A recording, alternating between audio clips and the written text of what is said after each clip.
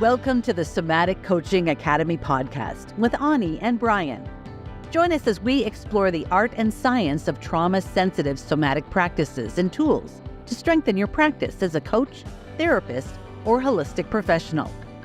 Master the art of motivating even the most challenging clients when you'll understand how to tap into and unlock your client's complete holistic intelligence. If you want to learn the most cutting-edge, research-supported skills for personal and professional mastery, you've come to the right place. Let's get this conversation started.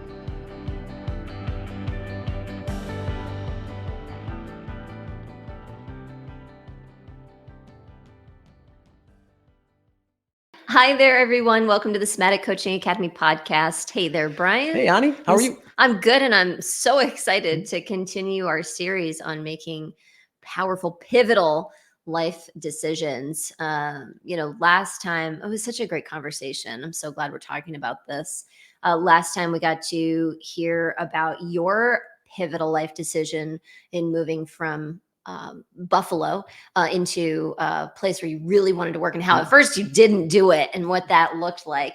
Painful. And then eventually being able to make another pivotal, powerful life decision to be able to do the thing that you really wanted to do that was so on purpose. We also got to hear about your story where you waited 5 years to take a training. Dude. That was painful too. Not making decisions that are in alignment with your purpose and who you are in the world is painful. But actually, I think we're going to talk about that more in the next episode here.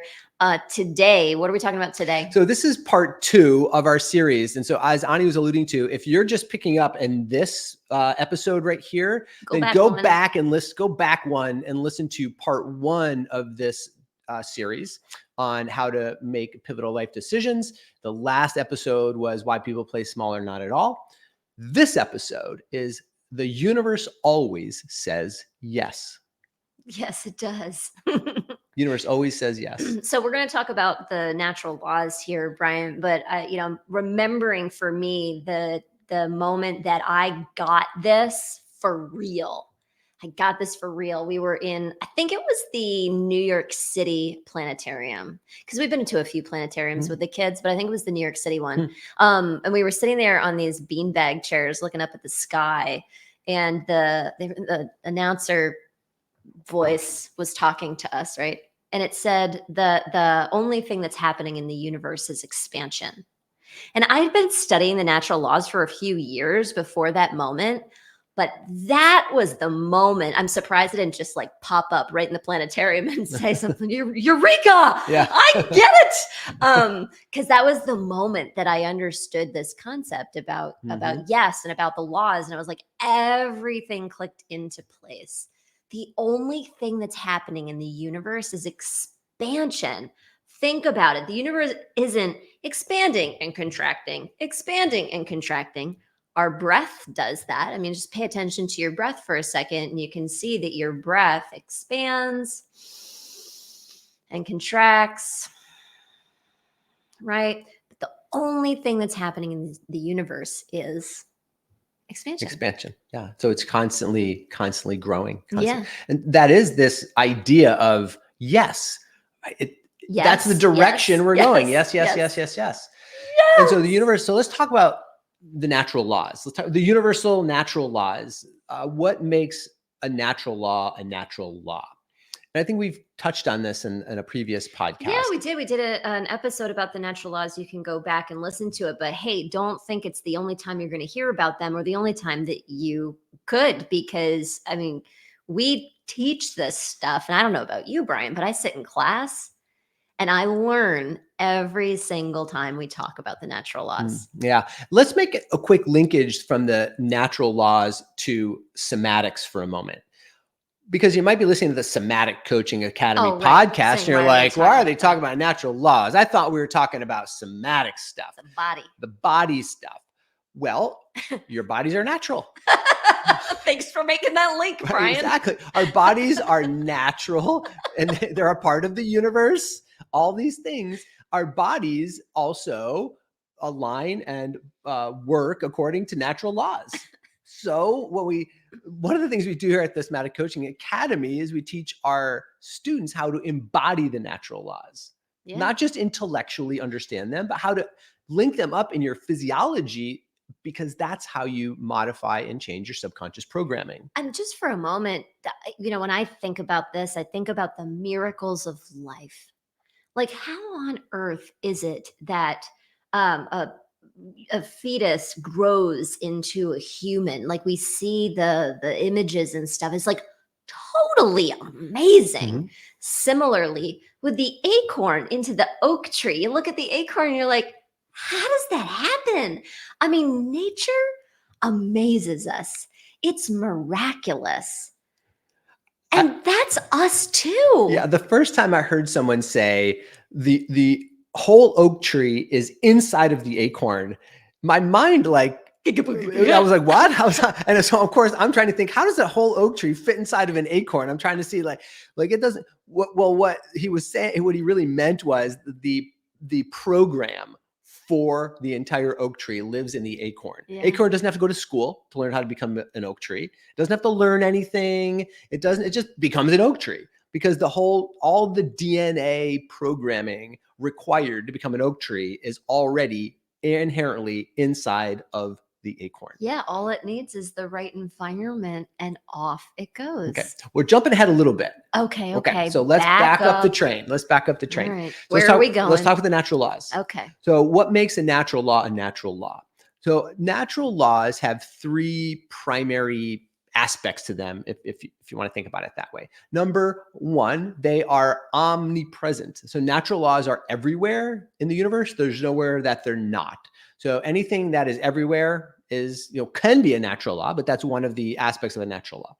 The next aspect is natural laws are persistent and consistent. They act all of the time in the same manner, constantly. They never change what they're doing. 24/7.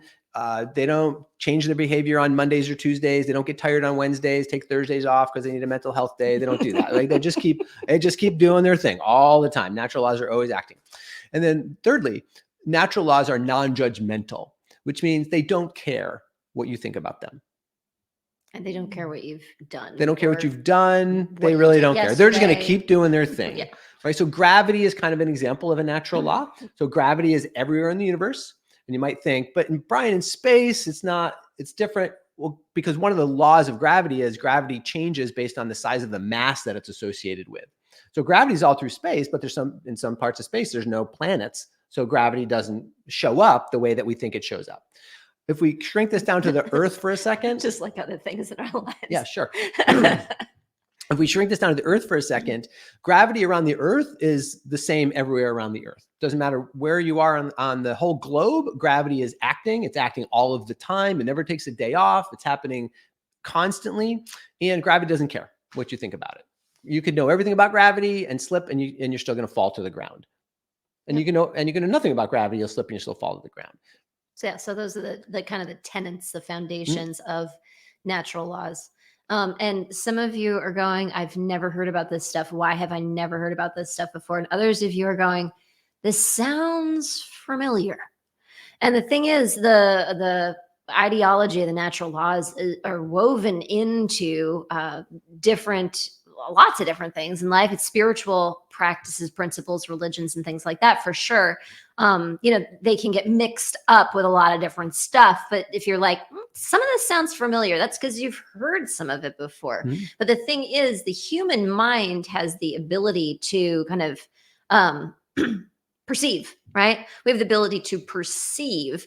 And so and learn and stuff. And we might not have learned this, and we perceive things. And so we can perceive whether or not the natural laws that we think are at play. Mm-hmm.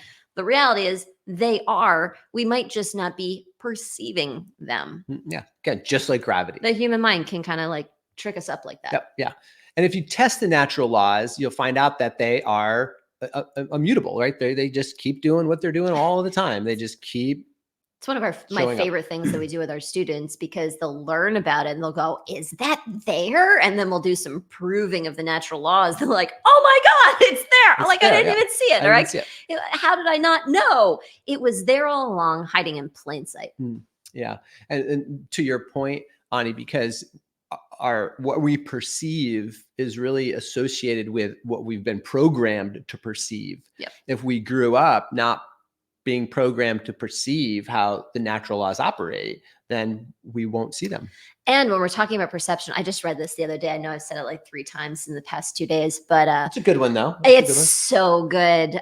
In terms of perception, a lot of times we think what we see, we can believe, but 4% of the information that we call sight is actually the information that we're taking in from our eyes, which means that 96% of the information that we call sight is being programmed from our conditioning.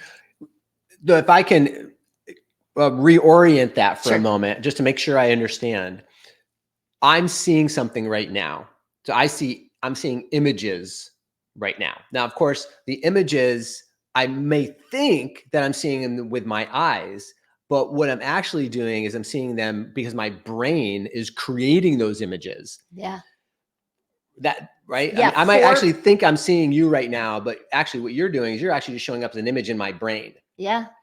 So it sounds like what you're saying is when I look at you, the image that's showing up in my brain, only 4% of that image is actually what's coming through my eyes. Yeah. Yeah. Exactly. So you really are my fantasy. Yes, Brian. It's true. What's next? Okay. Move on. Moving on. Okay, we got the law of more life, people. So the primary natural law that it kind of governs. Think about this as like Zeus. I think about the gods, the Greek gods. Like you have Zeus and Poseidon and Neptune. Neptune and Poseidon, the same guy. You're talking to the wrong person. Anyway, Greek you got the Greek gods, like, right? What? And at the head of all the Greek gods is Zeus, and all the other gods are powerful and they got their own jam going and all that kind of stuff. But Zeus is sitting at. So the law of more life is Zeus. He's the one sitting he or she, Zeus S, is sitting at the head of all the other natural laws. And the law of more life says that everything in the universe is energy. Everything's energy. And the modus operandi of that energy is always to move towards growth, always to move towards more life. And a lot of us have heard the idea that what you pay attention to grows. Mm-hmm. And so attention is a channeling of energy. When we pay attention to something, we are channeling energy towards that thing and it grows. So whatever we pay attention to grows, what we don't pay attention to dissolves and disintegrates. That's our human faculty. Exactly. Proving the law of more life. Right. But it's also our human faculty, because as soon as we start to talk about it like that, we get all kinds of other potential natural laws at play, which is why I love that planetarium thing so dang much. That's the law of more life. Exactly. Because it is the law of more life. And it takes out all the human perception from it with because the energy, the attention thing is totally true, but then we get all whacked out about it. Mm-hmm. The only thing that's happening is expansion. That's it. Mm-hmm. Law of more life. Right. But look at trees growing. Look out in nature, and trees don't stop growing because they're afraid to grow, because they're like, oh, I don't like heights. I'm a little worried about growing. I don't want to stand up taller than everybody else. They might laugh. Trees are just like, I'm just going to keep growing. Yeah. And then they die, and the death fosters more life. And that's the thing. The saying that if you're not growing, you're dying. Actually, with the law of more life, that saying doesn't work, because death fosters more life. Mm-hmm. The question is it fostering your more life or not? Because it might not be. It might be fostering the life of all. Sure. Exactly. Just like the universe. Just like the universe. But there's this law of more life in the universe, right? Trees keep growing, squirrels keep repopulating, just come look in our yard, and they're just like, they just keep growing, and fish keep swimming, Have you ever right? seen a baby squirrel in our yard?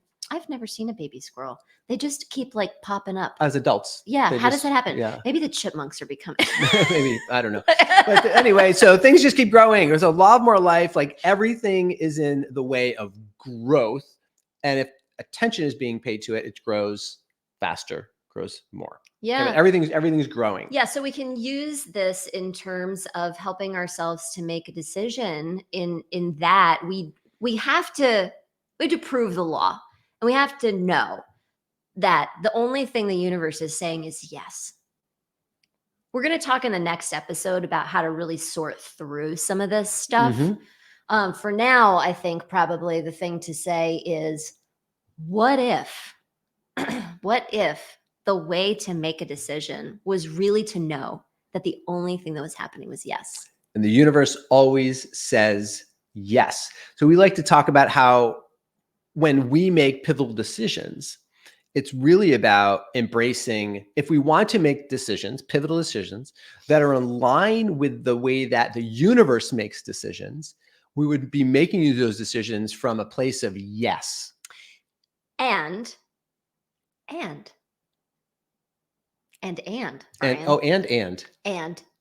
Brian. Yes, and. Because and goes with universal principles. Think about it. The expansion would be an and. But oftentimes we say or and but, and we contract and we bring back. And if we're going to think about making pivotal life decisions like the universe thinks about making life decisions, we need to catch ourselves and always be in an and frame of mind. Yeah. So when I think about pivotal life decisions that I've made or haven't made, as we've talked about, I was coming at those decisions from an or. Do I move to North Carolina or do I stay in Buffalo? And do I leave my girlfriend? Like, do I move to North Carolina or do I leave my girlfriend? Sure. Yeah. Or there's like those ors. Right? So those ors, that's not operating from a yes mindset. That's not operating the way that the universe operates. That's operating the way that I was taught subconsciously to operate. Yeah. And so in the last episode, we talked a whole bunch about, are we making decisions that are in alignment with what we want to create in our lives? Are we making decisions on who we want to become or based on who we are supposed to be? And or is always a flag for I am actually right now in a thought frequency of who I'm supposed to be. And are you being a creator of your life? Because the natural laws help us to be in creation. They're actually creation blueprint. Yeah, basically. they're creation blueprint. Exactly. And so am I being a creator? You can ask yourself that, because if you can't definitively say, yes, I am creating my own life, you've got to know you're coming from what you were taught you should do, your conditioning, how everybody else taught you. So are you being a creator of your own life? So actually that brings up a really great point, Ani, is let's talk about a creation blueprint. We talked about the acorn, we talked about the oak tree, and we did a past podcast on purpose. Yeah. And we did it on purpose. It was a purpose podcast and we did it on purpose. Yeah, it was just a few episodes ago, actually. And it really talks about what is your acorn? What is your own? Each one of us is born with a creation blueprint. Each one of us is born with an acorn of who we are meant to be in this world, how we are meant to be in this world. And the thing I love, I think, the most about this is you can identify your acorn from a frequency standpoint of how it feels. And even as you move up into different vibrational frequencies, can we talk about that in just a second? Sure. As you move up into different vibrational frequencies, you're going to have different thoughts.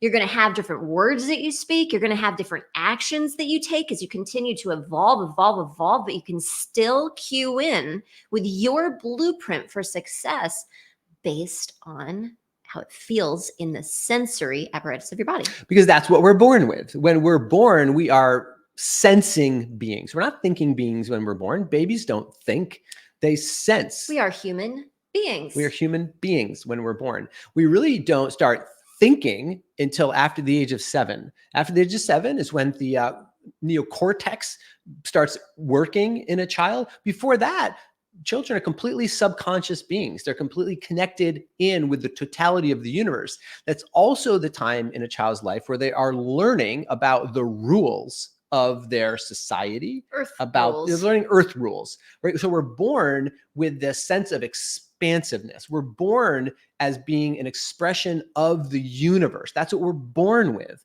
The universe always says yes.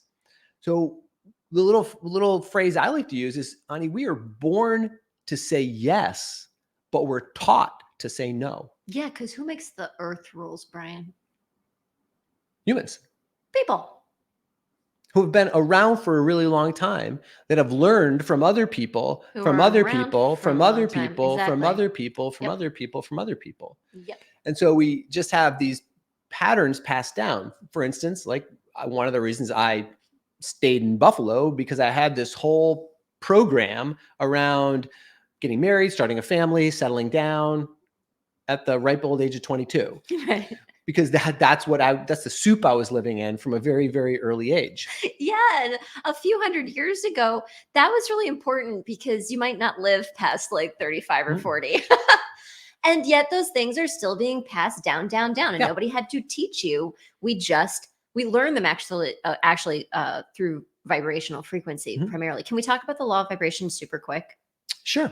Because I think that when we make new decisions, one of the things that I love about pivotal decisions is they actually put us on a new vibrational frequency. And Einstein says you can't solve a problem from the current frequency with which it was created. But that's what we're trying to do all the time. We've got these problems. We're trying to fix them from the same vibrational frequency. And we end up recreating the problem. Oftentimes it looks a little disguised. It's wearing a little mustache. It has a cowboy hat, but it's the same damn thing, And so one of the things that I identify with as a pivotal decision is it puts me on a different vibrational frequency. Sure. So I know that I actually am going to have, when I'm operating in that new vibrational frequency, I'm going to have different thoughts than I have right now. I'm going to have different language that I use right now. I'm going to have different actions that I take right now. And all of that stuff's going to come in a package of, I'm operating in a new vibrational frequency. Yeah. And everything is energy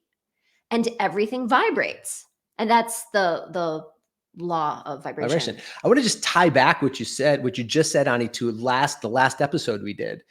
When we have a new frequency, new sensations, new thoughts, new words, new actions, the key word in all that is new.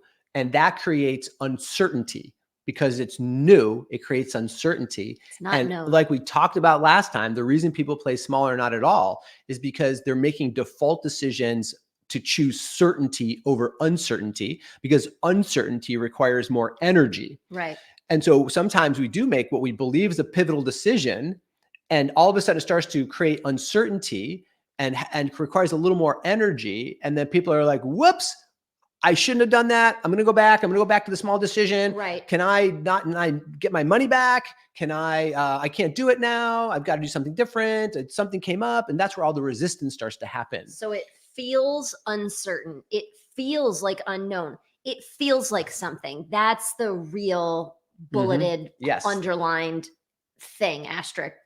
Because at first, when we're moving into a new vibrational frequency, we're not going to no, I'm in a new vibrational frequency right now. It's not going to be all like that. You're going to feel different. You feel the frequency change. Yeah. It feels like something. But what happens is we then make meaning, because the thoughts follow our sensations. We then make meaning of that vibrational frequency change and think, I shouldn't have done that. That was wrong. And I shouldn't have done that is a major, major clue, like a big flag waving that you're changing vibrational frequency. And just watch it, because you were taught what you should do. Yeah, exactly. We're going to talk more about those specific tactics in our next episode for sure. So we don't want to jump too far ahead with that. What we want to basically, let's just kind of come back and fold onto what we've talked about today, that the universe always says yes. Why does the universe always say yes? Because universal law of more life is always expanding. It's always growing. So if we're going to make decisions in alignment with universal law, well, why would we even want to do that? Because we want to be creators. Is a question. That's what I think. Yeah. So let's just focus on that for a second. Why do we even want to make decisions in alignment with universal law? Because we want to be creators. Yeah. I want to do what I want to do. Want to be in flow, right? Because when you make decisions in alignment with natural law, basically you become like natural laws. I don't know, You're Brian. in flow and growth. There's more expansion. There's more ease. There's more spontaneous kind of I was going to use the word collusion, but the universe just starts to cooperate, coordinate, synchronies start to happen when we're making decisions based in natural laws. I think it comes down to the fact that all humans are really looking for peace. Just inner peace. And knowing that you're a creator, knowing how to do that brings a profound peace to life. And initially for people, as you pointed out, that initial vibration change, because most people are not used to living in so much yes energy. Absolutely. That creates that uncertainty. I must be doing something wrong. I must be doing something wrong because I feel all this energy and it's the energy of expansion. And a lot of people talk about that as feeling like anxiety or whatever they name it. It's all this expansive energy, and people are not used to experiencing that. And so they say to themselves, I must be doing something wrong. And so I'm going to take back that decision. Right. Whereas we would say, well, hey, it sounds like you're operating within the context of the natural laws and you're feeling a new vibrational frequency, which we're going to talk about, like you said, in the next episode. Brian, as we're talking about these pivotal decisions and the natural laws and being a creator, I really just want to leave people with a practical thing they can do. I'd love, if you want a practical takeaway from today, think about this. Catch yourself when you're saying or but, or however, and you're doing that kind of contraction, and see if you can place an and in that conversation instead. That's just a really super practical thing you can do. Another super practical thing you can do is just quite simply practice saying yes to everything, and you'll start to see how there's you're going to be like, well, wait a minute, this is a no. What do I do about that? Well, hang on. We're going to talk more about that in the next episode. But just for this week, just practice. What would it be like if I said yes, yes, yes, yes? And then join us in the next episode. We're going to give you a lot more interesting stuff and practical tips. Yes, because there's a little phrase to carry from this episode and the next episode, is that the universe always says yes, but it doesn't say yes to everything. So we'll see you next time. Thanks for joining us today, and we look forward to helping you make even more powerful and pivotal decisions in your life in the next episode. Yes.